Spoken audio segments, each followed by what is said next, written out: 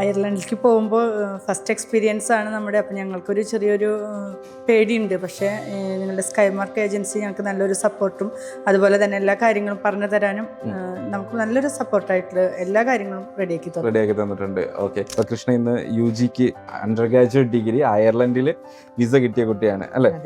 എന്തുകൊണ്ടിട്ടായിരിക്കും Ireland choose ചെയ്യാനുള്ള തീരുമാനം? ഇവിടെ ഡിഗ്രി ആയാലും നമ്മുടെ ഇവിടെ നാട്ടിൽ വന്നത് 4 years ആണ്. ഇൻ കേസ് ഓഫ് അയർലൻഡ് അവിടെ 3 years ആണ്. അപ്പോൾ 3 year എനിക്ക് സേവ് ചെയ്യാം. ഓൾസോ ഇപ്പൊ ഞാൻ ഇൻഡിവിജ്വലി എടുക്കണോണ്ട് എനിക്ക് അവിടെ ഒന്നും കൂടെ അടിപൊളിയായിരിക്കും തോന്നിയിട്ടുണ്ട്. അത് നോക്കുമ്പോ ഭയങ്കര സപ്പോർട്ടീവ് ആയിരുന്നു. ഫസ്റ്റ് തൊട്ട് ഓഫർ ലെറ്റർ തൊട്ട് ഇപ്പൊ വിസ അപ്രൂവൽ ആവണ വരെ അത് കഴിഞ്ഞിട്ട് അക്കോമഡേഷന്റെ ഭയങ്കര സപ്പോർട്ടായിട്ട് ഫുൾ ടൈം എനിക്ക് കൂടുതലായിരുന്നു. ഇപ്പൊ ഓഫർ ലെറ്റർ വന്നാലും വിസ വന്നാലും അവര് ഫുൾ ടൈം വിളിച്ചോണ്ടിരിക്കുക. അവര് എന്നെ പോലെ ഭയങ്കര ഹാപ്പി ആയിരുന്നു. അല്ല നല്ല സപ്പോർട്ടീവ് ആണ് എല്ലാവരും. നമ്മളെക്കാൾ ആഗ്രഹം അവർക്കാണ്. ലൈക്ക് അങ്ങനെ ഒരു ഇതിൽ ഫീൽ ചെയ്തു.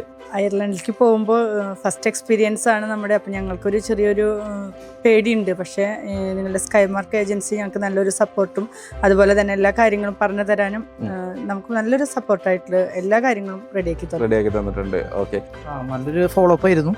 അതുപോലെ തന്നെ നമ്മൾ വിളിച്ചു കഴിഞ്ഞാലും ഒരു റെസ്പോൺസിബിലിറ്റി നിങ്ങളുടെ ഭാഗത്ത് സ്കൈമാർക്കിന്റെ ഭാഗത്ത് നിന്നുണ്ടായിരുന്നു. പിന്നെ അതുപോലെ തന്നെ വിസയുടെ പ്രോസസ്സിംഗ് ഒക്കെ നടത്തുന്ന സമയത്ത് എല്ലാ തരത്തിലുള്ള അവയർനെസ് നമുക്ക് അവർ തന്നിരുന്നു. അതുകൊണ്ട് ഫസ്റ്റ് ടൈം തന്നെ നമുക്കത് എലിജിബിളായി.